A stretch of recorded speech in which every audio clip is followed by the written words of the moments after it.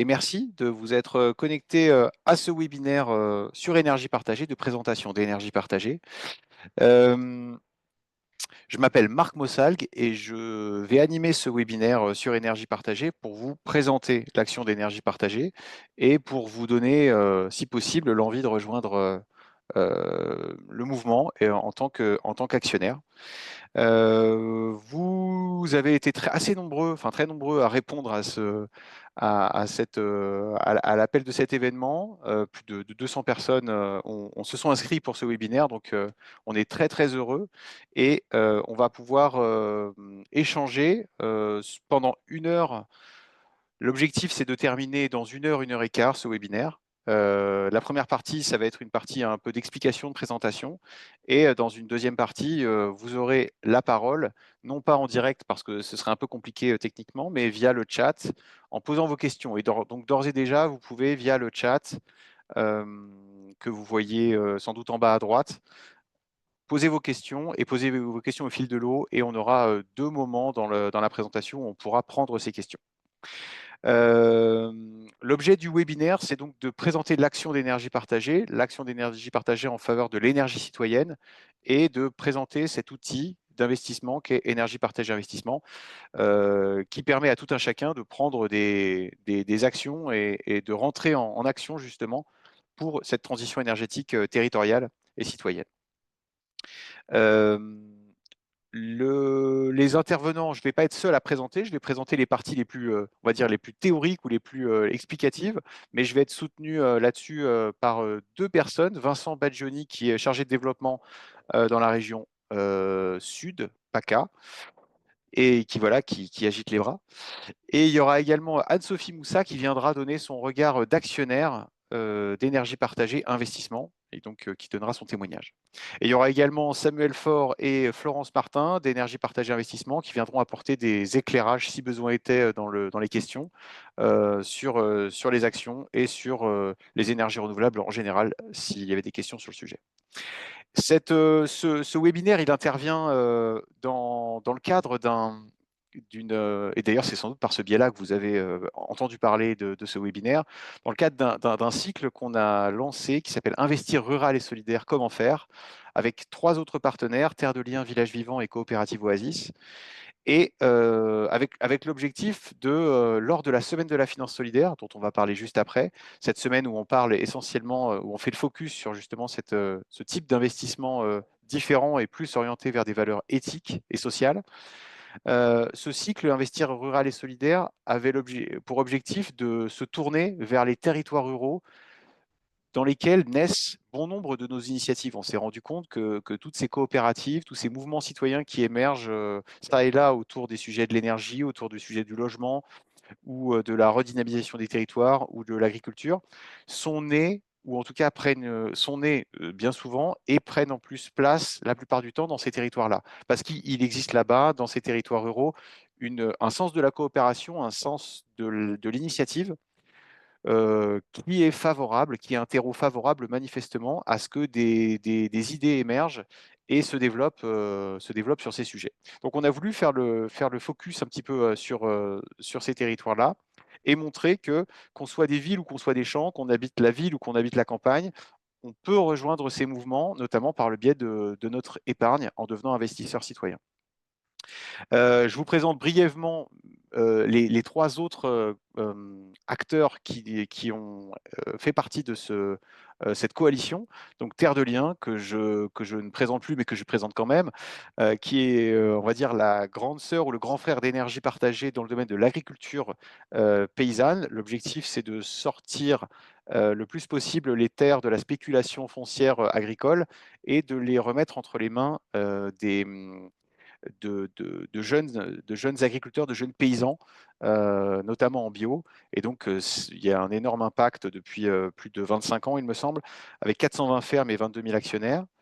Village vivant, c'est l'équivalent à l'intérieur des villages. L'objectif, c'est d'acheter d'acheter et de rénover du bâti dans des villages souvent en dormance pour réinstaller des commerces, pour réinstaller des lieux de de travail, des lieux d'activité dans le domaine de l'ESS pour redonner vie finalement à des villages de France, et notamment sur le quart sud-est essentiellement. Et enfin, la coopérative Oasis, où là, l'objectif, c'est de monter des projets d'écolieux et d'habitat partagé un peu partout en France et de rassembler des porteurs enfin, d'aider ces porteurs de projets à pouvoir aboutir ces projets de logement collectif. Voilà. Vous pourrez retrouver ces acteurs lors de leur propre webinaire. Aujourd'hui, c'est le webinaire d'énergie partagée qui est le premier. Et donc, vous pouvez, si vous le souhaitez, rejoindre ces prochains webinaires qui ont lieu dans les jours qui viennent. Ces trois-là font partie avec énergie partagée de ce qu'on appelle la finance solidaire. Et pour vous présenter brièvement ce que c'est que la finance solidaire, je donne la parole à Paul Quentin, qui travaille justement à Faire Finansol. Paul, c'est à toi. Bonjour tout le monde, merci Marc. Alors oui, comme du coup Marc le disait en introduction, tout ce cycle de webinaires s'insère en fait dans une semaine spéciale qui est la semaine de la finance solidaire, qui est une grande campagne de communication grand public autour justement de la finalité de ce type de finance. Alors quand on parle de finance solidaire, de quoi parle-t-on déjà? Petit en arrière, FAIRE, c'est le collectif en fait de la finance à impact social, de la finance solidaire en France. En fait, on est une association et on promeut une autre façon en fait d'épargner et d'investir, plus respectueuse du vivant et de l'environnement. Euh, Quand on a dit ça, on a l'habitude de qualifier la finance solidaire comme en fait un circuit qui, vous pouvez voir sur la slide, en fait qui met en lien un épargnant, donc vraiment vous et moi, le grand public, qui le relie avec un projet qu'on appelle à forte utilité sociale et écologique via des produits d'épargne solidaire. Donc ça, en fait, la finance solidaire, faut bien avoir conscience que ça existe depuis globalement les années 80 et qu'elle est apparue en France, oui, autour des années 80 et que en fait, elle représente justement une autre façon d'épargner, que ce soit sur des livrets d'épargne bancaires, que ce soit via la souscription de fonds, d'assurance vie, voilà. C'est une autre façon d'épargner. Et donc, vous avez en fait ce schéma très simple où vous épargnez via un produit labellisé Finansol.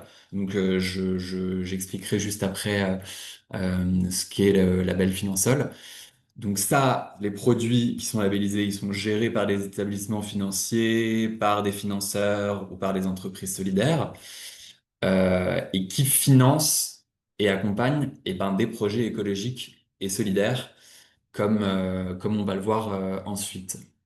Ensuite, à la slide suivante, euh, en gros, la finance solidaire, il y a trois façons enfin, de devenir épargnant solidaire. Vous pouvez le faire via votre banque, votre société d'assurance sur des livrets, par exemple, d'épargne. On peut le faire via son entreprise avec l'épargne salariale, si vous en avez, si vous avez accès à cela et via l'actionnariat solidaire. Alors, l'actionnariat solidaire, c'est ce qui nous intéresse ce soir et dans ce cycle de webinaires. En fait, c'est lorsque les citoyens choisissent d'investir directement dans une entreprise de l'économie sociale et solidaire qui a un vrai impact en fait social et écologique sur la société. Donc en fait, pour se repérer assez facilement dans tout ce que je vous raconte dans la finance solidaire, très rapidement, on a le label Finansol qui est géré du coup par FAIRE, qui est en fait le premier label historique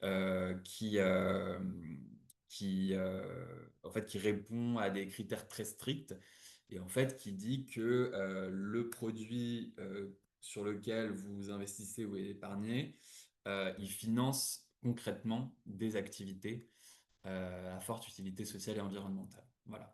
Et pour lier un petit peu, je sais qu'on en reparlera juste après, mais il y a aussi cet agrément ESUS sur lequel on reviendra peut-être, qui est aussi lié à l'actionnariat solidaire et sur lequel on reviendra ensuite. Voilà pour la finance solidaire. Vous pouvez retrouver à peu près tout ce que je viens de dire sur le site de FAIRE, avec plein de contenus grand public pour comprendre la finance solidaire, l'épargne solidaire et l'actionnariat solidaire. Voilà. Merci beaucoup, Paul.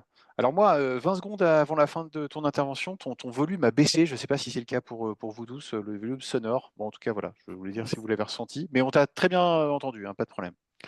Alors justement, on parlait d'actionnariat solidaire, c'est-à-dire s'investir directement dans une entreprise notamment à impact, faire de l'investissement à impact. On va finalement prendre les choses dans l'autre sens, on va parler de l'impact, puis après on parlera de l'investissement, si ça vous va. Énergie partagée, c'est d'abord l'énergie citoyenne. Et l'énergie citoyenne, c'est d'abord une utopie d'il y a plusieurs dizaines d'années, quand des personnes inspirées par ce qui se passait un peu partout en Europe, un peu partout, enfin, dans quelques rares endroits en Europe, s'étaient dit qu'ils pourraient peut-être se réapproprier l'énergie, c'est-à-dire euh, pour lutter contre le changement climatique, pour essayer d'avoir une action dans le domaine de l'énergie, qu'est-ce qu'on pouvait faire, qu'est-ce qu'on peut faire concrètement. À part maîtriser sa consommation, on ne pouvait pas faire grand-chose. Et l'idée était venue dans la tête de certains, un peu à droite, à gauche, aux quatre coins de la France, de pourquoi est-ce qu'on ne lancerait pas nous-mêmes des projets d'énergie renouvelable dont on serait les propriétaires, on déciderait de quelle énergie on met, on déciderait de ses impacts, on déciderait aussi de l'allocation de ses revenus. Et voilà, cette utopie qui au départ intervenait dans un cadre réglementaire pas forcément favorable, enfin même complètement défavorable à ce genre d'initiative, grâce à la motivation de ces premiers précurseurs, de ces pionniers, finalement, quelques années plus tard, les projets citoyens sont nés, les projets citoyens ont été installés. Là, nous voyons une photo du parc éolien de Bégawatt qui a été inauguré en 2014 et ça fait déjà 11 ans.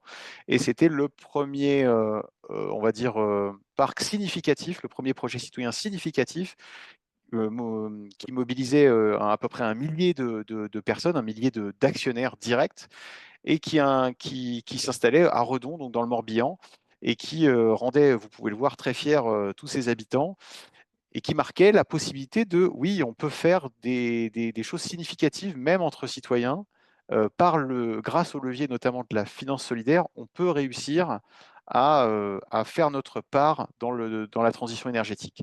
Et donc, évidemment, ça a inspiré beaucoup de projets partout en France par la suite. Et Énergie partagée est née, on va dire, de cette envie, de cette utopie qui devenait réalité. Évidemment, Énergie partagée s'est structurée par plein de biais, a mis en place des moyens qui ont permis de faire émerger, comme vous le voyez sur la carte, de nombreux projets solaires, éoliens, de bois énergie, de méthanisation, de micro-hydroélectricité, donc de toute énergie renouvelable et un peu partout de tout type de taille. Et bien sûr, pour cela, on a déployé, développé un accompagnement à tout niveau et on a renforcé l'outil d'investissement qui permettait de venir soutenir ou seconder ces projets. Vous voyez que, alors là, c'est masqué, mais vous voyez qu'aujourd'hui, il y a à peu près 437, enfin à peu près, c'est même pas à peu près, c'est précisément 437 projets citoyens recensés par Énergie Partagée, recensés et labellisés par Énergie Partagée, parce que Énergie Partagée a considéré que était un projet citoyen, un projet qui répondait à certains critères très précis d'éthique, et le label Énergie Partagée vient justement célébrer, couronner les meilleures démarches. Et ça, on pourrait y revenir si vous le voulez sur ce label énergie partagée. L'action d'énergie partagée a consisté à trois choses. Je vous en parlais déjà tout à l'heure dans un premier temps. C'est premièrement porter la voix de l'énergie citoyenne, euh, faire en sorte qu'on parle d'énergie citoyenne, faire en sorte que ce soit connu, que ce soit compris, que les décideurs et les élus aient connaissance de cette possibilité pour les territoires de se réapproprier l'énergie. Voilà, on va le voir juste après. On va voir juste après les critères précis de cet aspect citoyen. Évidemment, mettre en place aussi tout un réseau d'accompagnement et d'outillage pour qu'on puisse faciliter ces projets. Donc là, c'est le réseau d'énergie partagée d'accompagnateurs et de chargés de développement d'énergie partagée qui viennent dispenser de l'accompagnement direct, des formations, et j'en passe, on pourra revenir dessus, et c'est justement le travail de Vincent qui interviendra juste après. Et troisième aspect, c'est donner des ressources à cette énergie citoyenne en fléchant, en orientant des fonds et des fonds importants vers cette transition énergétique citoyenne par le biais de cet outil d'investissement. Et donc là, on s'en remet à la souscription citoyenne, aux plus de 7 700 actionnaires citoyens, et on s'en remet en réalité à plusieurs millions de Français qui pourraient demain devenir actionnaires d'énergie partagée pour venir soutenir cette transition citoyenne. Et on en reparlera évidemment. Euh, une petite précision sur qu'est-ce que c'est qu'un projet citoyen. Un projet est citoyen quand le territoire, le territoire sur lequel se situe ce projet, lorsque le territoire est représenté dans ce projet à la gouvernance et à l'investissement. C'est-à-dire que lorsque ce projet est maîtrisé, on appelle ça maîtrisé, par les locaux. Alors les locaux, ça peut être des collectifs de citoyens, ça peut être des associations, ça peut être les collectivités locales, ça peut être des acteurs locaux aussi privés. Mais ce qu'on veut s'assurer, c'est que les intérêts locaux soient bien représentés et que cette représentation permette au territoire localement de maîtriser le projet. Également, ça peut être donc à l'investissement, et lorsque le territoire est présent à l'investissement, c'est-à-dire que lorsqu'il injecte dans le projet, on va dire, la majorité des fonds, c'est aussi ce territoire qui bénéficiera des revenus en priorité. Donc les revenus de la vente de l'énergie reviendront dans la poche des acteurs locaux. Et c'est en cela qu'on considère que les projets d'énergie renouvelable citoyens sont plus bénéfiques au territoire que les projets classiques, puisque justement, ceux qui en bénéficient sont les locaux. Justement, ces projets d'énergie renouvelable produisent de l'énergie, c'est bien l'essentiel et c'était bien ce qu'on voulait faire in fine, mais pas seulement. Je viens de le dire, il y a des retombées économiques locales qui sont supérieures aux projets classiques, de par cette logique-là de prioriser les acteurs locaux et de prioriser aussi des prestataires locaux. Ça, on va dire, c'est dans la droite ligne de cette éthique de privilégier le local que de faire le choix d'équipementiers ou de maintenance, d'équipes de maintenance qui vont être plus locales. Voilà, ça sur l'aspect retombée économique. Mais évidemment, il y a aussi tout un tas d'externalités et d'impacts dans la manière de s'intéresser d'intéresser les citoyens à ces sujets de transition énergétique, à ces sujets de transition tout court, à ces sujets de démocratie, de nouvelles manières de coopérer localement, de se former aussi au métier de la transition énergétique, d'élargir son réseau. Bref, enfin, il y a plein de raisons et plein de bonnes raisons de monter des projets d'énergie renouvelable et des impacts très très positifs qui ne sont pas que seulement et trébuchants, mais qui sont aussi, on va dire, autour et dans l'influence autour de ces projets. Justement, Vincent, tu as enlevé ton micro, tu as activé ton micro, tu as bien fait, car c'est toi qui nous présente le parc éolien, le parc solaire photovoltaïque de Malmort. À toi. Oui, bonjour. Donc moi, je suis Vincent Badjoni, je suis chargé de développement territorial pour Énergie Partagée Association en région Provence-Alpes-Côte d'Azur. Et je vais vous parler d'un projet, hein, qui est le parc solaire photovoltaïque de Malmort. Projet en fait qui a été au départ porté par la métropole Aix-Marseille, qui a lancé un appel d'offres et qui a été remporté, cet appel d'offres, par un développeur qui s'appelle euh, excusez-moi, j'ai retrouvé en tout cas, qui a été remporté par un consortium dans lequel on avait CVE? Énergie Partagée, Investissement et CVE, qui était le développeur qui s'appelle donc CVE, c'est Changeons notre vision de l'énergie. Et donc ce consortium-là a développé ce projet-là et a associé après petit à petit le territoire dans ce projet, voilà, qui est un projet qu'on va dire de moyenne importance, puis qui a quand même une certaine importance, hein. On est en puissance installée sur à peu près un peu moins de 3 mégawatts, 2700 kilowatts crête, là, vous voyez, ce qui fait une production équivalente de 3800 mégawatts-heure par an. Alors, j'ai fait le calcul, ça fait à peu près 1500 foyers qui sont enfin, c'est l'équivalent de la consommation de 1500 foyers, ce qui n'est pas forcément l'ensemble de la population de Malmort. Malmort, je pense que ça doit faire ça doit faire à peu près 15-20 000 habitants. Voilà, c'est pour dire déjà que c'est un parc qui correspond un peu à l'échelle d'une petite ville ou d'un gros village comme Malmort. Et ce qui est intéressant en fait dans ce projet-là, c'est qu'on a associé petit à petit au développement à la fois la commune de Malmort, vous voyez la maire de Malmort hein, qui est présente sur la photo, mais également le représentant d'Aix-Marseille Métropole, hein, donc, qui est la métropole qui a lancé ce projet-là, mais aussi en fait une coopérative en fait hein, de citoyens qui s'appelle Sur le toit des Alpilles, qui était une coopérative qui avait eu du mal à trouver des toitures sur son territoire et qui voilà qui était intéressée pour participer au projet et qu'on a formé pendant en fait pas mal de mois voire d'années pour pouvoir rentrer dans ce projet et puis aussi pour pouvoir dialoguer avec les autres acteurs du territoire là, que vous voyez sur la photo, donc la mairie, la métropole, mais aussi Sylvain Gombert qu'on voit à gauche, qui est le représentant d'énergie partagée investissement, et puis le représentant de Changeons notre vision de l'énergie.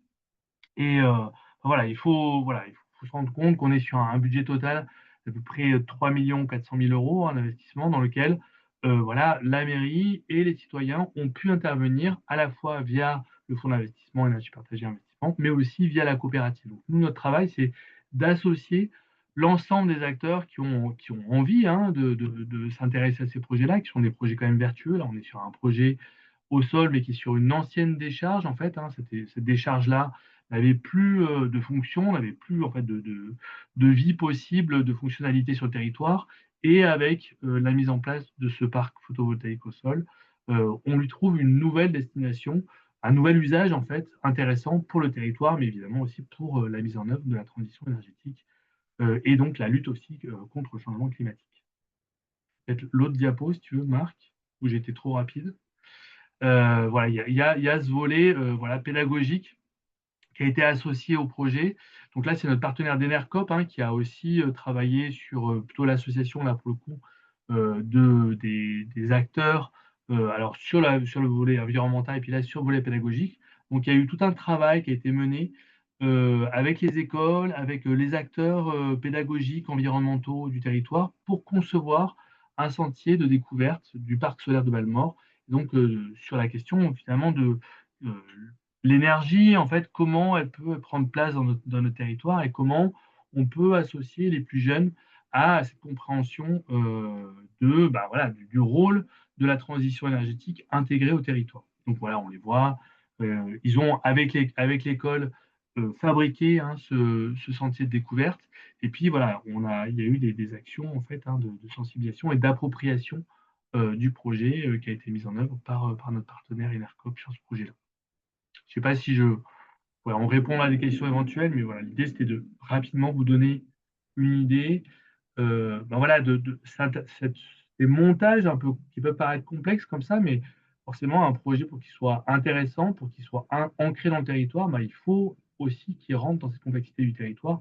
On voit plusieurs types d'investisseurs qui vont être associés tout au long du projet, et puis voilà des actions à côté de ça qui permettent hein, justement hein, ces actions d'intégration territoriale via notamment ce sentier de découverte. Merci Vincent. En tout cas, c'est très concret et on voit que oui, que les projets, là on en parlait de façon théorique tout à l'heure avec des cartes et avec des notions, mais là, ça devient très concret et des projets comme ça, donc comme je vous disais tout à l'heure, il y en a plus de 400 sur toutes les énergies. Là, celui-là est en région sud. Ça me fait penser d'ailleurs, la région sud, qu'au début, j'avais pensé vous poser une question et du coup, j'ai oublié, mais du coup, je vais le faire quand même, parce qu'il y avait des choses que j'aurais voulu savoir. Normalement, vous avez quelque chose qui est apparu, c'est est-ce que vous avez déjà entendu parler d'énergie citoyenne? Bon, alors là, maintenant, oui, vous avez entendu parler d'énergie citoyenne. Ça aurait dû arriver au début du webinaire. Donc là, maintenant, non, si quelqu'un met pas vraiment, c'est flou pour moi, ce sera très dur pour moi. Mais ce qui m'intéresse particulièrement, c'est dans quelle région habitez-vous? C'est la deuxième question.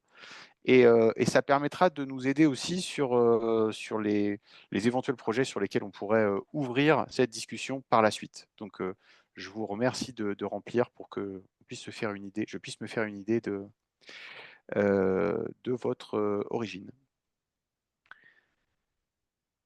Impeccable. Bon, c'est bien, vous allez très très vite, super. Après, du coup, avoir parlé de l'impact et parlé des projets citoyens, on va parler de l'outil d'investissement. Et c'est un peu le sujet pour lequel nous sommes là. Donc, je vais devoir mettre fin au sondage, sinon j'aurai du mal à gérer les deux. Ouais, je pense que vous avez terminé. 33 sur 47, 34. Ah, ça continue à répondre. L'outil d'investissement énergie partagée investissement donc a été développé au même moment que la charte a été signée, que l'association a été créée, plus ou moins au même moment, on va dire, parce qu'on s'est rendu compte, parce qu'il paraissait évident que si on a de l'ambition pour doter les citoyens de capacités de faire eux-mêmes, il faut les doter en même temps de capacités de financer ces projets. Et donc, allez, je mets fin au sondage, désolé, hop, et je partage les résultats, oui, pourquoi pas.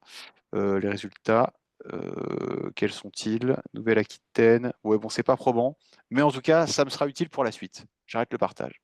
Hop, et je fais un retour. Excusez-moi, c'est un petit peu... Hop là, comment je m'en vais? Je veux partir. Ah voilà, ça y est. Excusez-moi.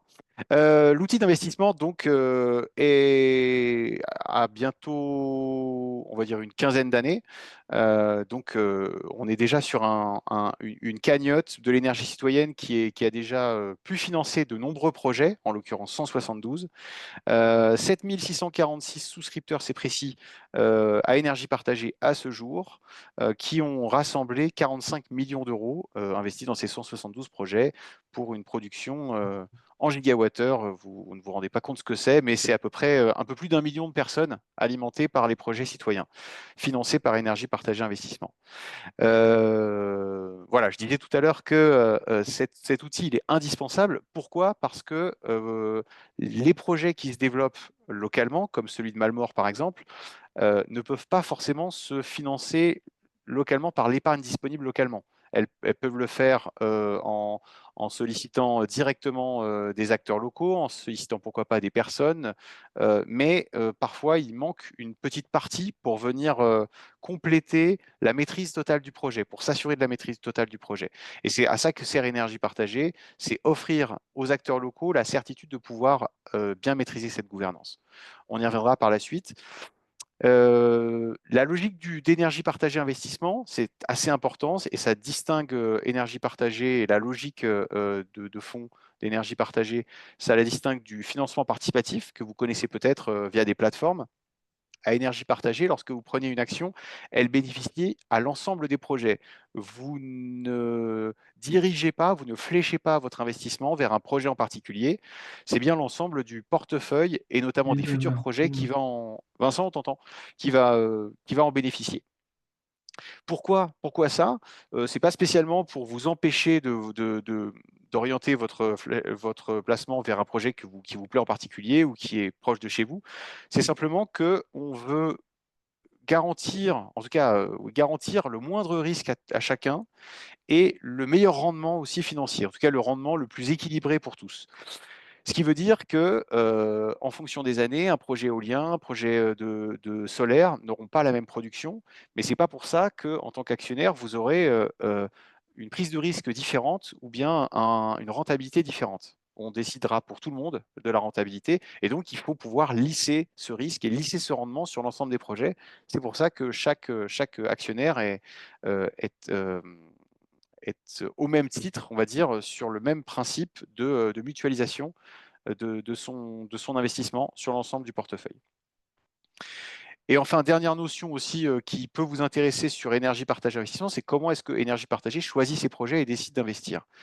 Premièrement, la première étape de cette décision, c'est le label dont je vous parlais tout à l'heure. S'assurer que le projet est bel et bien citoyen et qu'il répond aux critères de la charte énergie partagée et du label. Il y a une douzaine de critères dans lesquels vous pourrez rentrer ou on pourra rentrer si vous voulez dans le détail, mais sur les aspects de gouvernance, sur les aspects d'éthique d'utilisation de l'argent, sur la présence, sur les méthodes démocratiques dans la gouvernance, sur la présence de citoyens, évidemment, etc., etc. une fois que, que le projet a obtenu le label, et donc on peut poursuivre le parcours d'analyse en analysant sa gouvernance, savoir si elle est stable et transparente, notamment dans le temps, pour savoir si le partenariat va bel et bien durer et bien se passer.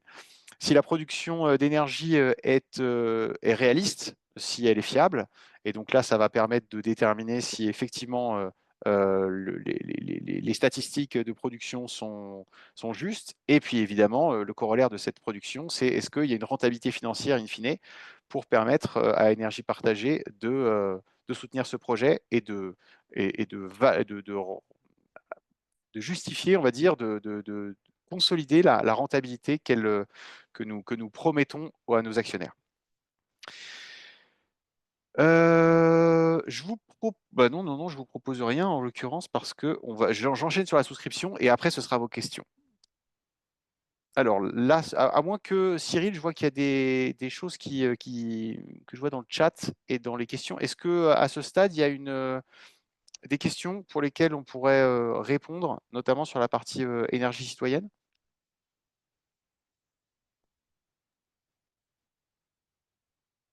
Allô Cyril? Oui, pardon, pour l'instant, je ne vois pas de questions écrites sur le chat. D'accord, ok, d'accord. Il y en a eu une à laquelle j'ai répondu sur, Ok. sur le fait qu'on faisait des constructions sur des terrains agricoles. Peut-être, Vincent, tu peux repréciser le caractère de décharge du projet de Malmort et redire la différence. J'ai aussi répondu sur la grille PV. Alors, pour le projet de Malmort, en fait, on est sur un secteur, je pense, qui était un secteur, en tout cas, qui devait être un secteur ou à urbaniser ou qui était un secteur peut-être naturel, mais au sens qui était un secteur qui était dégradé, mais sur lequel enfin voilà, c'est d'un point de vue urbain. Hein. Et sinon, on est vraiment sur une décharge, sur une ancienne décharge, donc il faut voir que c'est un terrain qui était stérile en fait, hein, qui est le long du canal en fait, hein, le canal EDF en fait qui passe à côté. Et donc c'est un secteur qui pendant des années, on peut penser a reçu des décharges, des ordures ménagères, puis enfin voilà, qui était, je ne sais pas, je connais pas l'histoire exactement de cette décharge, mais on était vraiment en tout cas sur un lieu qui était problématique, qui a dû être requalifié, je pense, qui a dû être restauré, enfin en tout cas aménagé pour pouvoir recevoir après le parc photovoltaïque, notamment pour pas qu'on ait des effluents, enfin voilà, je pense qu'il a été sécurisé du point de vue des déchets qu'il devait recevoir. Et puis après, on a pu dans un deuxième temps mettre le parcours. Je me souviens quand on l'avait visité, il y avait une membrane qui était présente. Donc tout ce qui était effluent était géré par ailleurs en fait. Hein. C'est-à-dire que la décharge est encore gérée. Enfin, ce qu'il peut avoir comme eau qui peut rentrer dedans et qui peut après s'échapper dans la nature est géré via une membrane et traité après dans des bassins à côté. Et après, par-dessus, donc, on a cette centrale qui permet de donner une nouvelle vocation au parc. Je ne sais pas si ça répond. Après, sur l'agrivoltaïsme, je veux bien rentrer, mais c'est une autre question qui demande, si c'est une vraie question sur l'agrivoltaïsme, je veux bien y répondre si on me le demande. Et voilà pour ce qui est du parc de Malmort et de la décharge. Eh ben, peut-être sur l'agrivoltaïsme, on y reviendra juste après la présentation de la souscription. Je boucle comme ça, après on sera sur les questions et notamment on pourra s'étendre sur ce sujet de l'agrivoltaïsme si besoin. Donc là, on a présenté l'énergie citoyenne. Normalement, ça n'a plus de secret pour vous. L'outil d'investissement, vous avez vu les grands aspects, les grands marqueurs de cet outil d'investissement. Encore une fois, si vous avez des questions ou des choses qui n'ont pas été abordées, et il y en a certaines, enfin il y en a de nombreuses, donc n'hésitez pas. Et la souscription en tant que telle, pour l'aborder, je vous propose que pendant 3 minutes, on écoute des témoignages d'actionnaires énergie partagée, et juste après, on écoutera une actionnaire qui est avec nous en live, Anne-Sophie, qui nous en parlera. Normalement, vous devez entendre le son. Ça satisfait mon besoin de responsabilité. Oui. C'est un équilibre personnel hyper important pour moi. C'est une gratification. Je me sens un petit peu utile. Mais t'as l'impression que tu construis un monde meilleur, ou en tout cas un avenir plus désirable. Ça fait pas mal d'années que je milite ou que je signe des pétitions en tout genre et que j'étais toujours toujours contre quelque chose et que j'en avais un peu marre d'être contre et je me suis dit maintenant il va falloir être pour. Et ça fait partie de cette cohérence que je donne entre ce que je veux voir changer dans le monde et ce que moi je peux faire déjà à mon échelle. Je suis très contente pour moi et pour l'exemple que je donne aux autres. Ça me permet d'apporter ma petite pierre à essayer d'assainir le monde actuel. La goutte d'eau du colibri, c'est vraiment ça. Essayer de donner du sens à son épargne, plutôt que d'avoir des sous bloqués sur un livret A qui rapporte plus grand chose. Voilà, on met son épargne au service d'une cause qui nous touche. C'est pour les générations qui viennent derrière. Nous, on n'est plus vraiment concernés par le réchauffement climatique. Dans 30 ans, on ne sera plus là, enfin, ce qui me concerne. Mais les enfants et les petits-enfants, il faut se projeter. C'est un choix conscient, quoi, de se dire, voilà, je mets mon argent ici, ça va avoir tel effet, quoi. Et j'ai l'impression qu'on ne se rend pas assez compte du pouvoir que ça peut avoir. On cherche d'abord du profit. Je pense que ça, pour le coup, c'est néfaste pour l'homme, c'est néfaste pour la planète. Et qu'il est temps de réfléchir à comment utiliser l'argent différemment et pour des projets plus intéressants pour la société. J'ai décidé de mettre mes pépettes au service du concret, l'énergie. J'ai voulu aller plus loin, j'ai voulu aussi contribuer au fait qu'il y ait plus de production d'énergie renouvelable et donc j'ai investi. J'ai décidé de m'investir dans l'énergie partagée parce qu'il me semble que c'est le moyen d'agir le plus concret aujourd'hui dans le spectre des énergies renouvelables. Si tu vas voir ton banquier, il a plein de trucs à te proposer, plus jolis, moins défiscalisables, je sais pas quoi, etc. Quand on dit j'ai réfléchi un peu et j'ai posé mon argent, pas la totalité, mais une partie sur des choses qui font sens, eh ben, il y a plein de gens qui sont preneurs surtout par rapport à la défiance de la finance, tu sais, c'est normal. Quand tu te dis j'ai regardé et je me suis dit ça peut faire sens sans prendre un risque majeur sur l'argent, les gens ils sont preneurs. C'est vraiment soutenir des projets qui sont, on va dire, propres, éthiques, qui soient clairs, transparents et que ça rapporte. Si on a un horizon de temps à 5 ans, ce qui est généralement le type de raisonnement qu'on a avec une banque ou avec l'économie sociale et solidaire, on a le même type de rapport au bout d'un certain temps. On est quand même nombreux à avoir un petit peu d'argent de côté. Mettons cet argent à disposition de ceux qui sont prêts à développer des projets d'énergie renouvelable. Renseignez-vous bien et lâchez vos idées préconçues avant de dire non.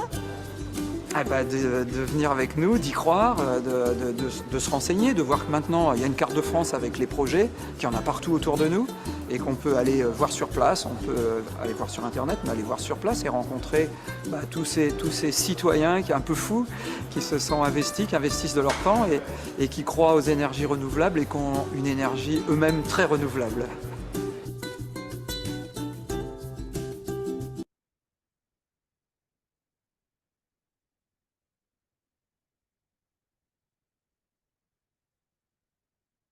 Marc, ton micro est éteint. Merci. Pardon. Oui, ça vous donne cette petite vidéo, elle vous donne une petite ambiance, une petite température sur ce que c'est qu'être actionnaire, sur aussi ce qu'ils en disent et ce qu'on va pouvoir aborder maintenant, c'est-à-dire les aspects concrets de comment est-ce qu'on souscrit, comment est-ce qu'on devient actionnaire et quels sont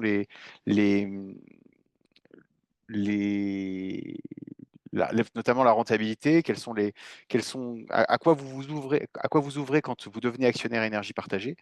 Et avant de rentrer dans le sujet de la souscription, peut-être que Anne-Sophie, qui est ici normalement, toi en tant qu'actionnaire, alors j'allais dire récente, mais pas du tout, non, pas spécialement récente, tu peux peut-être nous donner ton propre regard sur pourquoi tu es devenu actionnaire à énergie partagée. Je vais arrêter le partage pour qu'on puisse mieux te voir. Voilà, nous donner un peu ton regard de l'intérieur d'une personne qui a sauté le pas. Très bien, bonsoir à tout le monde. Donc, je m'appelle Anne-Sophie Moussa. Je vais peut-être un peu vous dire qui je suis et effectivement quel chemin j'ai fait jusqu'à Énergie Partagée Investissement. Donc, j'habite à Bordeaux, j'ai 49 ans et en fait, ça remonte à 10 ans, je pense. Ouais, j'ai fait ce que j'appellerais une transition écologique petit à petit.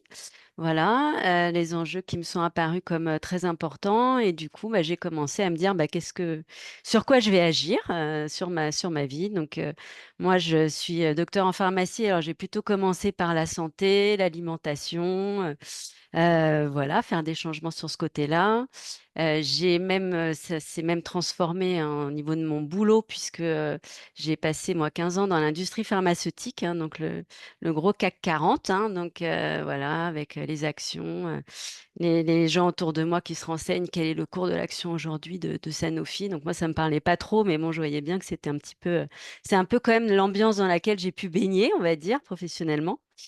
Donc moi, je me suis après, en fait, à titre personnel, engagée dans un mouvement, dans un collectif citoyen sur les cantines à l'école et les cantines sans plastique. Donc voilà, ce qui a donné un amendement de loi. Donc on a remporté cette victoire. Et puis, j'ai continué donc tout ça. J'ai monté une structure de l'ESS pour travailler sur la santé, donc tous les polluants chimiques. Voilà. Et puis, après, j'ai continué donc au boulot. Au niveau boulot, j'avais quelque part fait ma transition, c'est-à-dire de remettre du sens en tout cas et d'être en lien avec mes valeurs sur ce côté-là. Et puis après, je me suis occupée, intéressée à l'argent, c'est-à-dire l'argent que j'avais pu avoir dans mon épargne, sur mon épargné, à quoi ça servait. Donc, je suis allée voir mon banquier et je lui ai dit, voilà, maintenant, j'aimerais bien un petit peu creuser, c'est placé sur quoi, à quoi ça sert, etc. Et puis, j'ai bien vu que il n'y avait pas beaucoup de répondants et que quand je disais que je voulais faire les choses différemment, de manière plus éthique, j'avais pas beaucoup de propositions. Alors, on m'a parlé du label ISR, hein, les investissements socialement responsables. On m'a parlé de Greenfin. Enfin, des fois, d'ailleurs, c'est moi qui en savais finalement, en me renseignant par moi-même, en savais un peu plus que la personne que j'avais en face de moi. Donc, j'ai bien compris que on n'était pas forcément beaucoup à se renseigner là-dessus, ou bien que les réponses d'ISR semblaient suffire. Et quand on creusait pour savoir quels étaient les critères, on se retrouvait avec des grosses boîtes qui, bon, très vite, on aurait pu remettre en question ces choix-là. Et puis, j'en ai parlé du coup à des amis qui étaient en lien avec la finance ou le secteur bancaire en me disant, autour de moi, je vais voir ce que les gens font, les gens qui savent un peu, on va dire. Et j'ai un ami qui était dans la finance, alors avant dans les choses classiques de grandes banques, et puis qui s'est un petit peu réorienté et qui m'a parlé d'énergie partagée investissement. Et là, le secteur des énergies renouvelables était voilà, forcément un sujet qui m'intéressait ou qui était en phase, mais j'avais pas de velléité spéciale sur les énergies renouvelables ou j'avais pas, voilà. Moi, ce que je cherchais, c'était quelque chose de concret, de transparent, où il y ait quand même un niveau de rentabilité, même si c'était moindre, même si c'était sur du long terme, mais qui est à la fois l'alliance de quelque chose de sens. Et puis le côté citoyen m'a beaucoup parlé aussi, comme tu as pu le dire, Marc, sur des questions aussi de réappropriation, de démocratie. Donc, voilà, c'est quelque chose qui m'a parlé. Donc, j'ai sauté le pas et puis j'y suis allée aussi, on va dire, de manière en plusieurs phases, puisque j'ai après pu faire un autre versement. Et puis après, en assistant aux âgés, en étant, voilà, en me penchant un peu sur l'organisme, hein, parce qu'au départ, je suis partie quelque part, j'ai sauté le pas en étant rassurée par cet ami qui était, qui s'y connaissait. Et du coup, ça a été un petit peu plus facile pour moi. Et puis après, j'ai pu aussi juger par moi-même, hein, à travers les âgés, de voir de quel projet on parlait, de voir que, en fait, j'ai découvert une entité qui avait un grand professionnalisme. Voilà, on était sur quelque chose de plus petit en termes de taille par rapport à d'autres environnements que j'ai pu connaître avant, mais qu'il y avait vraiment des choses bien structurées, qu'il y avait un comité des risques, qu'il y avait des choses comme ça très structurées et qui, moi, me rassuraient dans mon choix pour cet investissement-là. Donc, je recherchais voilà, quelque chose qui soit à la fois éthique, qui soit en lien avec la transition écologique. J'avais pas vu, moi, l'aspect forcément territoire au démarrage. Voilà. Et d'ailleurs, j'ai aussi pris des parts dans Terre de Liens, où là, c'était plus clair pour moi. Mais voilà, bien sûr que c'est aussi en lien avec les territoires. Et voilà, quelque chose qui soit aussi avec un volet de rentabilité, qu'on soit aussi sur ces critères-là d'investissement que je voulais aussi cocher. Très bien, merci Anne-Sophie. Effectivement, ce sujet de rentabilité, effectivement, toi, tu n'es pas arrivé par le côté projet citoyen et puis après, j'investis dans les projets que je connais. C'est plutôt, tu es arrivé par le côté argent, le côté investissement. Et donc, bah, pourquoi pas les projets citoyens, puisque ça a l'air d'être intéressant. Et c'est intéressant ce parcours-là. Justement, là, il y a des questions. Là, je vois dans le chat des personnes qui posent des questions sur justement quelles sont les conditions concrètement, la rentabilité dont tu parlais. Eh bien, je vous propose de continuer tout de suite sur ce dont on parlait pour rentrer dans la précision des caractéristiques de ce placement. Donc, comme vous pouvez le voir, il s'agit donc d'actions. On parlait d'actionnaires tout à l'heure. On parlait aussi de souscripteurs. C'est la même chose. On parle bien de prendre des actions, donc des parts de capital dans la structure Énergie Partagée Investissement, qui est aujourd'hui dotée de 52 millions d'euros engagés dans les projets et qui va engager cet argent en fonds propres dans les sociétés de projets citoyens. Ça ne va pas être du prêt, c'est des fonds propres. Voilà, c'est ça qui est important aussi d'avoir en tête. La durée de placement de conseiller est de 10 ans. Parce que c'est un placement patient, parce que les projets eux-mêmes, lorsqu'ils se lancent, ont besoin de 10 ans pour arriver déjà à un niveau de remboursement des emprunts. Donc, c'est pour ça qu'on essaye de s'étalonner sur ce rythme-là.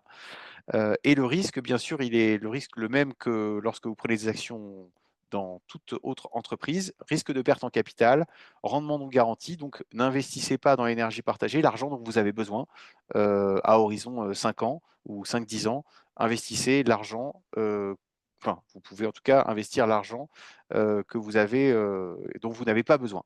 Et le caractère éthique et social de l'action énergie partagée est souligné par les labels Finansol. Tout à l'heure, Paul en parlait, le label Finansol qui vient justement désigner ces projets particulièrement vertueux dans le domaine de l'ESS, et l'agrément ESUS qui vient rajouter, on va dire, une couche d'éthique à ce projet, puisque là aussi, il s'agit de désigner les fonds, les projets les plus vertueux en matière d'ESS.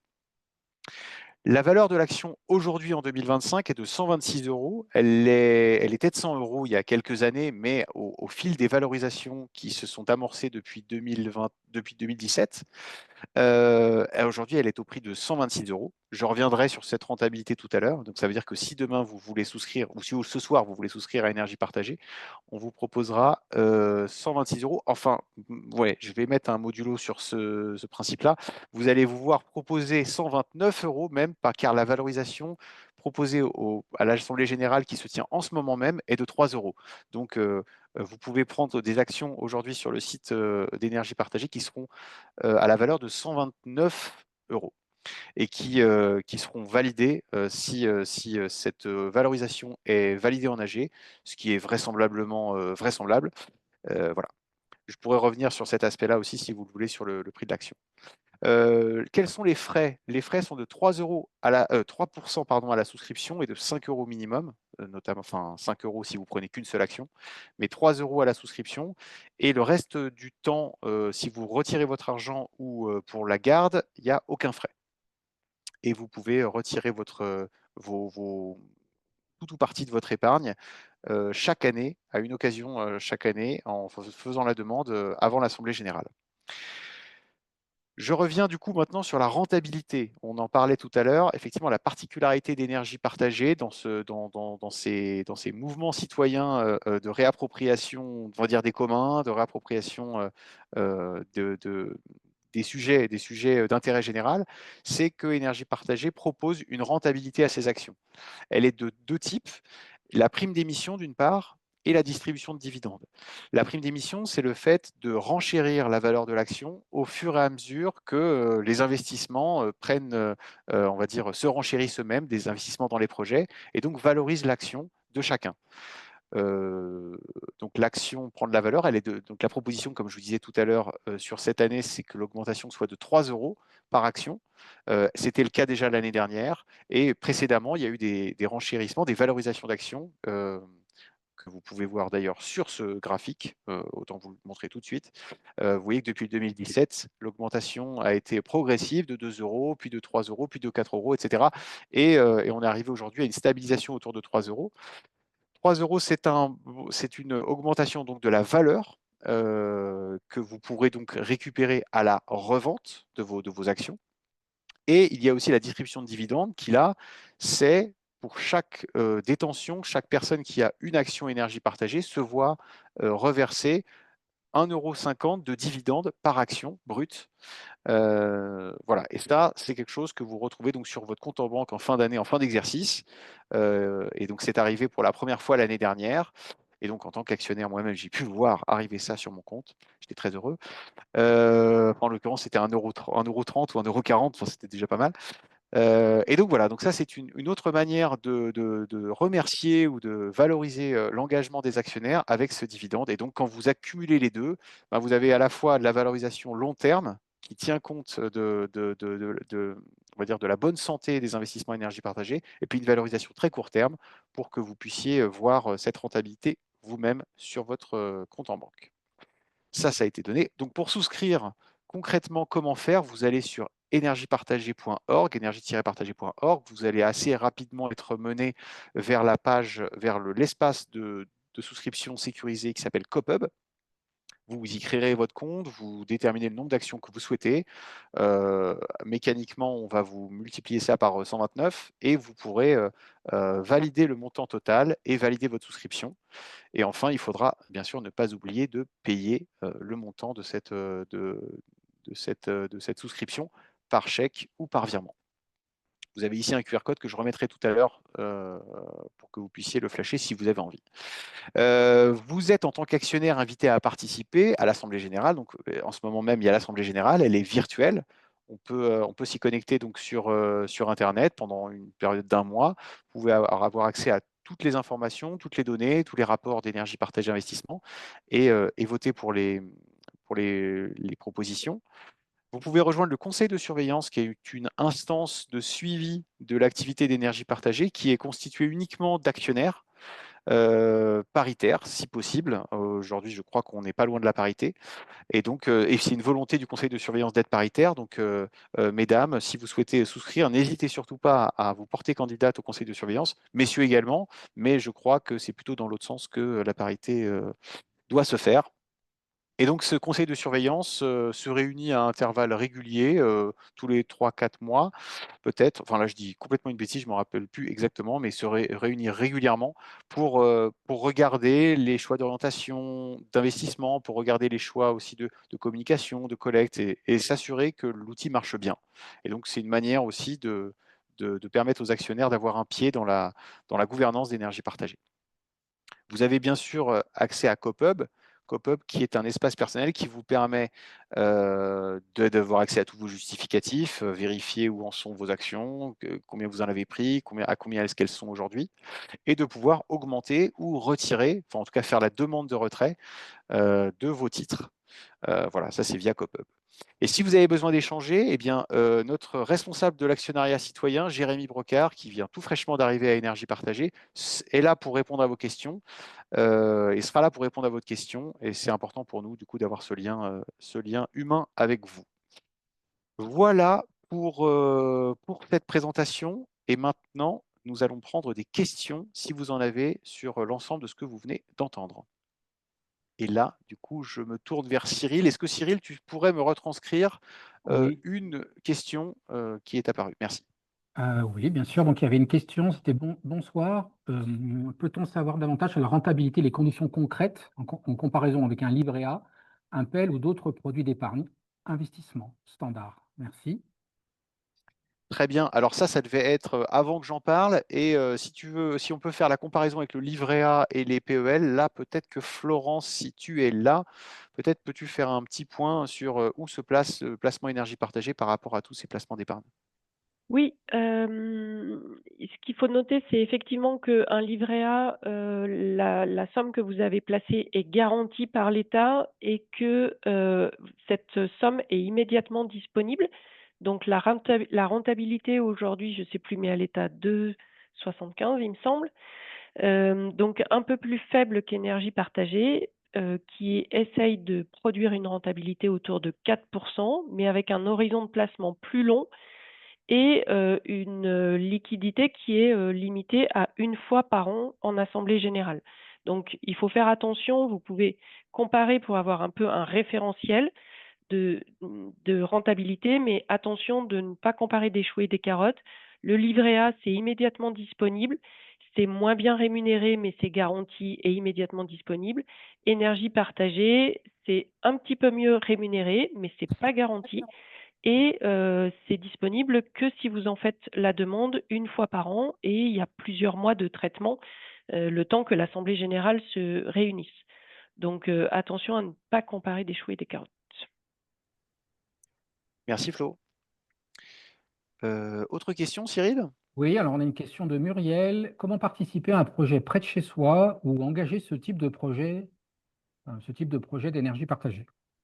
Ah, alors bah, là-dessus, pourquoi pas? Bah tiens, sur le site d'énergie partagée, vous avez accès à une carte de France des projets citoyens. Alors, oui, qu'il y en a beaucoup, beaucoup. Si vous vous rapprochez de là où vous habitez, vous verrez qu'il y en a près de chez vous. Et vous pouvez vous mettre en lien direct avec l'un ou l'autre de ces projets. Il y a un module dans la page qui vous permet de contacter le projet, donc c'est souvent une adresse email, ou alors vous copiez-collez son nom et vous allez tomber sur son propre site, ou voilà, enfin il y a toujours un moyen de les contacter. Et ça, c'est un moyen de le faire. Peut-être que Vincent, je voyais que tu ouvrais ton micro, peut-être que tu veux compléter ce conseil. Non, bah, après, ce qu'il faut comprendre, c'est que en termes local, l'énergie citoyenne, elle est organisée par région, en fait, par réseaux régionaux. Où à chaque fois, on a des équipes dans chacune des régions qui vont voilà, accompagner les projets, notamment dans, voilà, l'articulation avec les différents citoyens, avec les groupes les citoyens qui sont présents sur le territoire. Donc, évidemment, vous pouvez trouver un projet sur la carte hein, et vous y référez, mais si vous voulez être bénévole dans ce projet-là, par exemple, ou si il peut y avoir aussi une coopérative qui participe à ce projet-là, le plus simple, c'est quand même de contacter votre réseau régional. Alors, je ne sais pas si vous avez la carte des réseaux régionaux, mais voilà, il y a les 14 régions aujourd'hui qui sont couvertes par les différents réseaux régionaux. Moi, je fais partie du réseau régional France à Côte d'Azur, mais il y en a un en Occitanie, il y en a un en Nouvelle-Aquitaine, etc. Enfin voilà, chaque région est couverte aujourd'hui par un réseau régional avec des personnes comme moi qui pourront vous guider plus précisément sur un projet et sur les différents vecteurs d'investissement qui peuvent être associés au projet, énergie partagée investissement, bien sûr, mais éventuellement une coopérative. Ouais, j'ajoute, je dirais que même en fonction de ce qu'on peut rejoindre un projet, on peut aussi monter un projet. Et donc là, effectivement, se tourner vers le réseau régional, ça permet de savoir qu'est-ce qui existe déjà. Est-ce qu'il y a des collectifs qui ont des besoins de compétences selon votre compétence ou votre envie ou votre disponibilité? Ça agit un peu comme une sorte d'office du tourisme. Elle va récupérer un peu votre besoin d'engagement, et puis elle va dire, ah bah tiens, j'ai un projet justement qui correspond exactement à ce que vous avez envie de faire et qui a vraiment besoin de votre profil. Donc rejoignez-le. OK pour ça. Merci beaucoup, Vincent. Cyril, est-ce qu'on continue sur les Oui, questions? Ouais. bien sûr. Alors, on a Olivier Varnier qui lui demande quelles sont les tendances de projets actuellement, éolien, solaire, multiples. Est-ce uniquement local en France ou aussi à l'international? OK, très bien. Est-ce que Samuel, tu as entendu cette question qui me semble tout droit dirigée vers toi? Eh bien, merci Marc, bonsoir à toutes et à tous. Alors, en effet, Samuel, moi, j'occupe la fonction de responsable d'investissement au sein de l'équipe de la coopérative qui gère l'outil énergie partage investissement. Et effectivement, aujourd'hui, les tendances actuelles, qu'est-ce qu'on pourrait en dire? Il y a eu ces dernières années une croissance importante des projets en solaire photovoltaïque. C'est pas propre à l'énergie citoyenne, d'ailleurs, hein, c'est ce qu'on observe dans les filières énergie renouvelable globalement. Parce qu'on va dire que c'était la filière la plus simple sur le plan administratif à développer. C'était celle qui était a priori la plus acceptable localement pour des projets qui venaient s'implanter sur du foncier déjà artificialisé, sur des bâtiments, des parkings, etc. Mais ça a créé une espèce d'accélération qui a fait, on va dire, prendre des décisions un peu contraires au gouvernement actuel. Donc, on a plutôt une logique de ralentissement des projets photovoltaïques aujourd'hui, et notamment sur des segments de puissance de petite ou moyenne taille. Il y a toujours un focus gouvernemental qui est orienté sur des projets de grande taille pour des raisons d'effet d'échelle et d'économie de projets, donc avec des coûts de production d'énergie qui sont moins chers sur des grandes surfaces. Et à côté de ça, on a toujours un train, on va dire, assez régulier de projets éoliens qui constituent, on va dire, le socle de rentabilité aujourd'hui de l'outil énergie partagée investissement. Avec là des projets qui sont de plus en plus contestés localement, hein, parce que c'est aussi un sujet de polarisation politique, notamment dans les territoires ruraux. Bon voilà, on pourra en faire tout un débat, on pourra en faire un webinaire à part entière hein, sur l'éolien, mais pour le coup, on a toujours des projets en développement. Ça devient plus compliqué parce que on a systématiquement des recours juridiques qui sont orchestrés par des mouvements d'opposition assez généreusement financés par des opposants, parfois qui ont des gens qui ont le bras assez long. Donc, il faut qu'on arrive à fédérer tous les acteurs territoriaux pour pouvoir soutenir et faire émerger des projets éoliens qui prennent entre 6 et 10 ans entre le moment de l'émergence et le moment où on va pouvoir rentrer en phase de construction. Et puis peut-être pour finir le panorama, les sujets sur lesquels on travaille de plus en plus, c'est les enjeux de chaleur renouvelable, qui pour le coup, c'est moins prégnant, on va dire, dans le portefeuille actuel de projets d'énergie partagée, mais pour autant, c'est un vrai enjeu quand on parle de transition énergétique et de décarbonation de nos mix de consommation. On a encore le secteur de la production de chaleur est très dominé par les productions fossiles. Donc, on a des vrais enjeux de substitution par des sources renouvelables. Et on accompagne de plus en plus à ce qu'on appelle les opérateurs énergétiques territoriaux et citoyens qui vont porter des projets de production et distribution de chaleur renouvelable, principalement aujourd'hui d'origine biomasse et bioénergie. Mais on réfléchit aussi aux côtés de l'ADEME, qui reste une des sources importantes de financement de ces projets-là à travers son fonds chaleur. On cherche aussi à développer des projets qui vont aller chercher des gisements géothermiques et solaire thermique, voire une hybridation de ces différentes sources de production, pour pouvoir apporter des solutions de substitution au gaz et aux combustibles fossiles qu'on retrouve encore très majoritairement dans les usages thermiques de l'énergie. Merci Samuel, c'est très complet et j'espère que ça aura répondu à la question. J'ajoute par ailleurs que la particularité d'énergie partagée qui est de faire avec les territoires plutôt que faire sur les territoires, ou voilà, de faire avec les acteurs, va dans le sens aussi de se nouer des liens plus étroits et plus directs avec des collectivités territoriales locales ou des sociétés d'économie mixte ou des acteurs qui sont peut-être moins directement influencés ou directement moins corrélés à des dynamiques, on va dire, politiques générales et nationales. On essaye d'avoir on va dire, du pragmatisme de projets citoyens localement, qui fait que parfois, on va dire, ce qui semble ne pas bien passer au niveau national peut se faire en bonne coopération au niveau local, et c'est grâce à ça que beaucoup de projets émergent, heureusement. Cyril, Oui. peux-tu continuer? Ouais. Oui, une question de Laura. Y a-t-il des réductions fiscales lors des souscriptions d'actions? Les dividendes sont-ils fiscalisés? Très bonne question, Laura. Effectivement, c'est intéressant. Est-ce que Florence, tu es encore là pour répondre à cette question? Oui. Alors, plusieurs choses. La souscription au capital d'énergie partagée ne fait pas l'objet de crédit d'impôt, comme c'est le cas pour d'autres souscriptions, notamment les partenaires de cette série de webinaires, par exemple comme Terre de Liens ou Village Vivant, puisque les énergies renouvelables sont également soutenues par l'État et donc considèrent qu'il y aurait un double avantage fiscal à soutenir par un crédit d'impôt la souscription. Donc à la souscription, il n'y a pas de crédit d'impôt. Et ensuite, les dividendes qui sont versés sont soumis à ce qu'on appelle le PFU, le prélèvement forfaitaire unique, de 30%. Et donc, ça vient contribuer à vos revenus et donc c'est imposé au titre de l'impôt sur le revenu. Si vous voulez échapper entre guillemets à ça ou avoir un avantage sur la rémunération, il faut passer par un PEA, un plan d'épargne en action, qui présente d'autres avantages sur la fiscalité des dividendes que vous allez percevoir avec vos actions. Cependant, il y a des frais de gestion de ce plan d'épargne en action, puisque les PEA sont gérés soit par votre intermédiaire bancaire, soit par un autre intermédiaire financier. Et donc, il y a des frais de gestion de ce PEA qui vous sont imputés.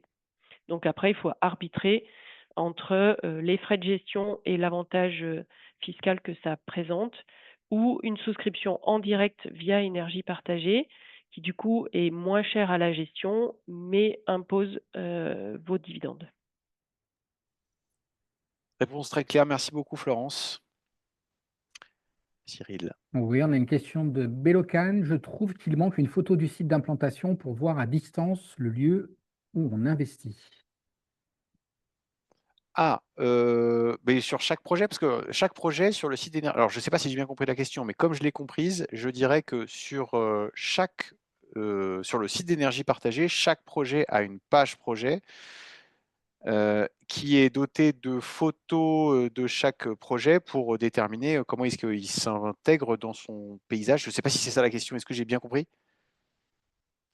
La question, ça peut être ça, effectivement, mais c'est peut-être aussi de repréciser qu'on n'investit pas dans un projet en particulier, aussi peut-être. Ah oui, d'accord. Effectivement, donc voilà, derrière chacun de ces petits points, vous avez une fiche projet sur le site d'énergie partagée qui vous donne toutes les informations sur les porteurs de projet, sur son histoire, qui donne qui donne aussi des photos. Donc, allez creuser, c'est un puits d'informations sur le site d'énergie partagée. Et effectivement, comme le disait Cyril et comme on le disait tout à l'heure, lorsqu'on prend des actions énergie partagée, on n'est pas directement lié à un projet en particulier. On ne va pas flécher sur un projet en particulier, mais bien sur l'ensemble du portefeuille. Donc voilà, on n'est pas exposé là-dessus. Je ne sais pas si ça répond à cette question. Je crois que la question, elle vient d'être précisée. On parle de pas de photo avant projet. Donc, ce qu'il faut savoir, c'est que nous, on va intervenir soit sur le développement du projet, et dans ce cas-là, il n'y a pas de photo puisqu'il faut faire les études. Et donc, dans le dossier de candidature à tout un tas de démarches administratives, il y aura des photos qui sont produites, mais qui sont souvent qui sont pas définitives puisque c'est des simulations.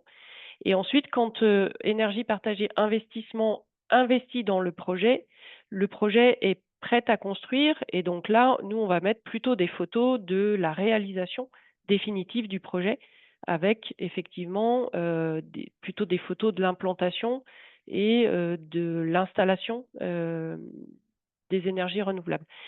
J'ai l'impression que là, la demande, elle porte plutôt sur le dossier de candidature. Et donc, c'est des photos qui peuvent être disponibles dans les dossiers d'enquête publique, au cas par cas, dans chaque projet.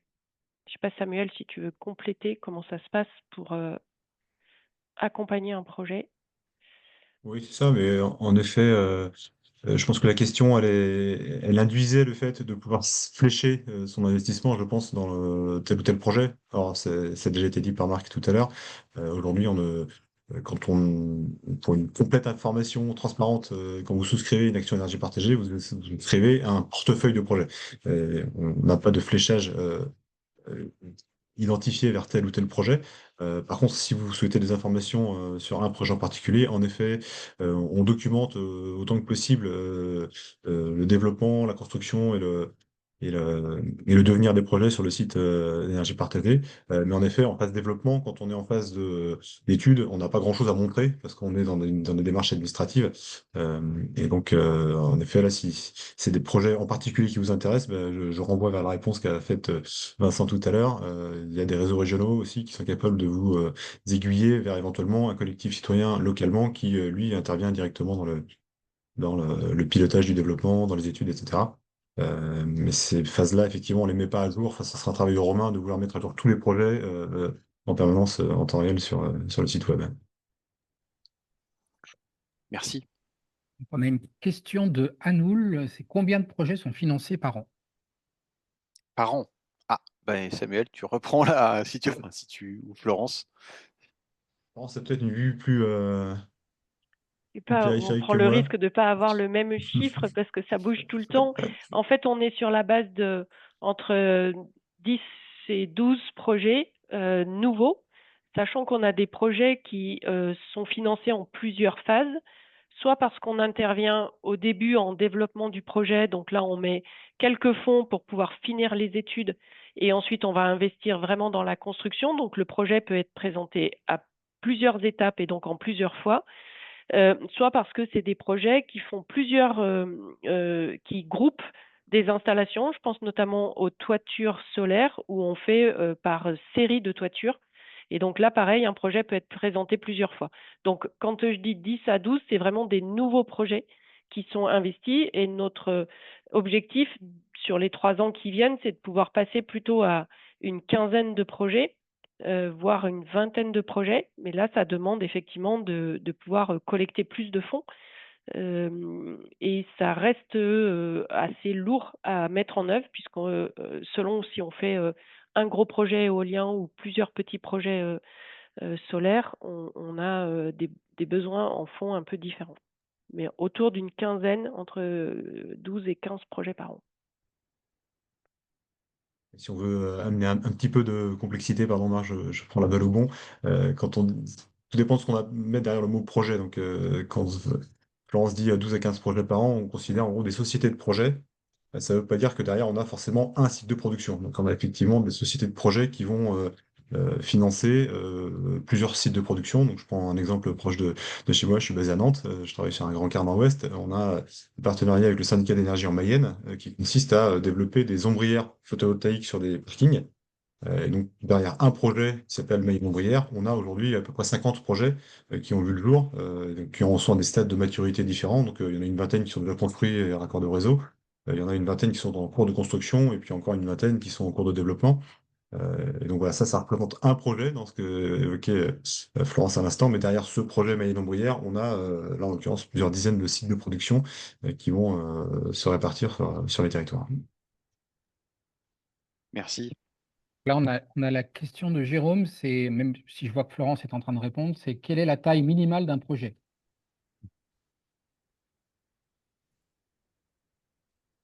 Oui, bah, du coup, je suis en train de répondre. Effectivement, comme le disait Samuel, ça va de quelques centaines de kilowatts. Par exemple, je ne sais pas, une toiture d'une école, ça va être une centaine de kilowatts.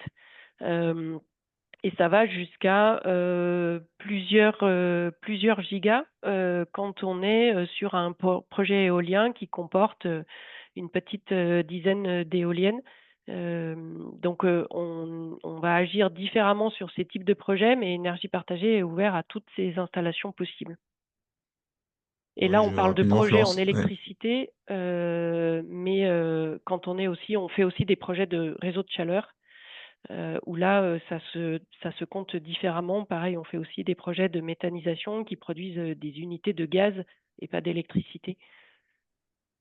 Là, pareil, Mon petit côté ingénieur rigide a corrigé le gigawatt en mégawatt. Pardon, ouais. Plusieurs gigas, ça semblait impressionnant comme ça, effectivement, mais c'était la prod. Ok. Merci Flo.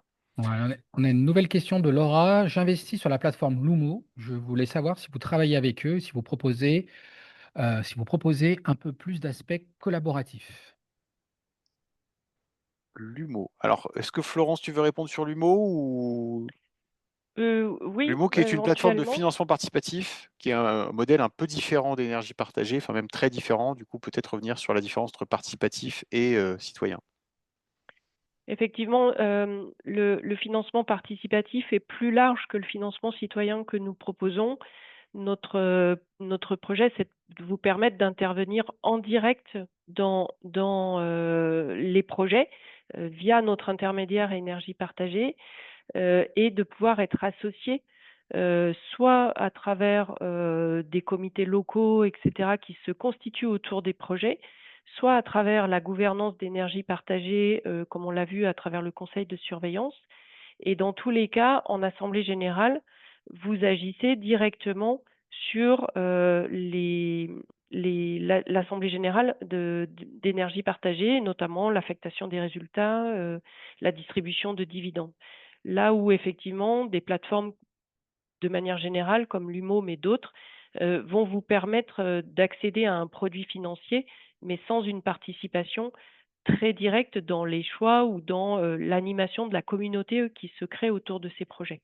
Et à travers nos réseaux régionaux, comme Vincent, c'est aussi de pouvoir être beaucoup plus en proximité des projets et pouvoir agir comme bénévole aussi sur un site de production. Ouais, j'ai juste mis derrière toi une slide pour comprendre ce dont on parle quand on parle de gouvernance du projet. Si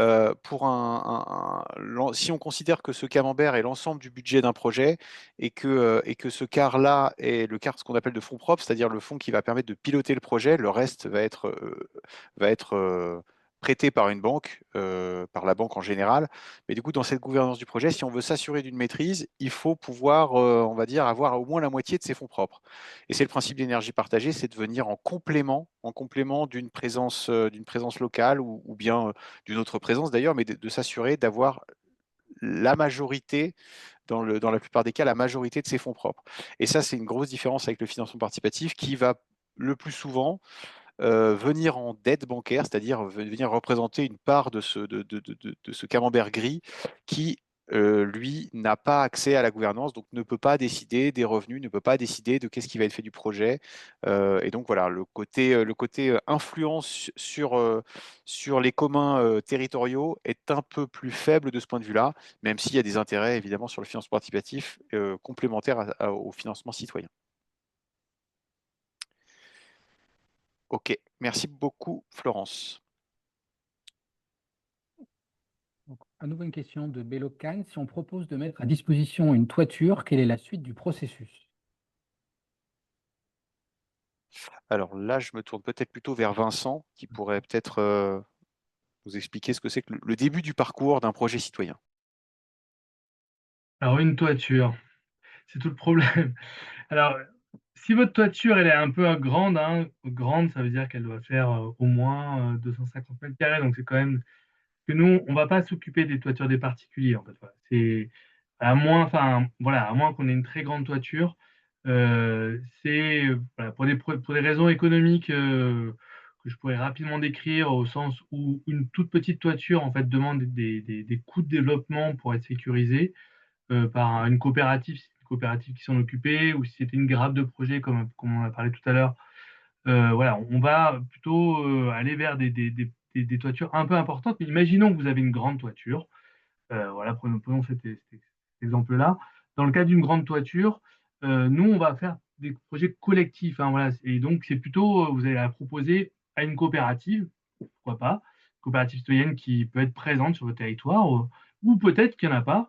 Et dans ces cas-là, on revient toujours à cette histoire-là, c'est-à-dire que vous allez peut-être faire appel au réseau régional qui va vous aider à, pourquoi pas, monter une coopérative localement, et donc à trouver d'autres personnes comme vous qui veulent développer les énergies renouvelables citoyennes et monter une coopérative qui va prendre en charge votre toiture et pourquoi pas d'autres toitures, enfin même sûrement, ça sera intéressant, d'autres toitures ou d'autres projets, comme a dit Samuel, hein, des projets de chaleur, ou des projets de méthanisation, ou des projets voilà, d'éolien, enfin voilà, il y a, ou hydraulique, pourquoi pas, enfin voilà, cette coopérative, elle pourra faire plein de choses, ou et aussi, peut-être si on va plus loin dans la vie, on va dire qu'elle a développé votre toiture, d'autres toitures, etc.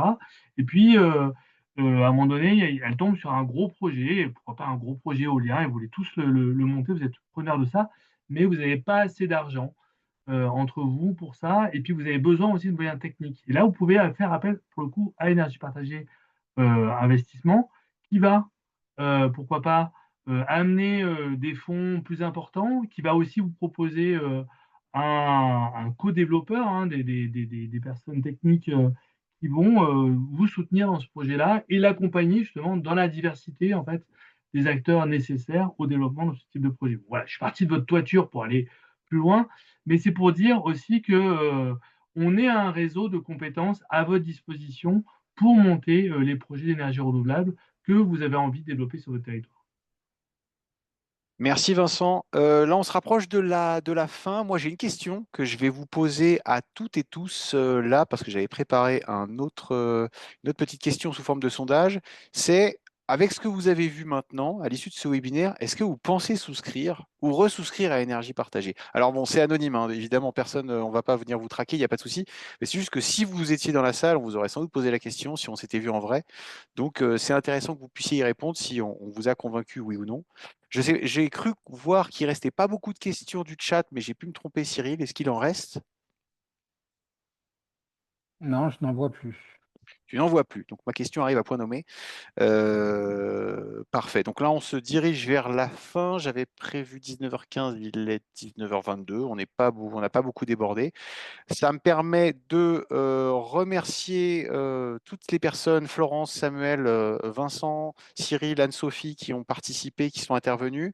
J'espère que vous avez pu poser toutes les questions que vous souhaitiez. Si ce n'est pas le cas, je vous remets cette slide où vous voyez les coordonnées de Jérémy, qui se fera un plaisir de discuter avec vous ou de répondre à vos questions par email. Vous avez le QR code qui vous emmène sur le site d'Énergie Partagée, mais vous retrouverez tout ce qu'il faut sur le site. Je vous remercie et on se quitte ainsi.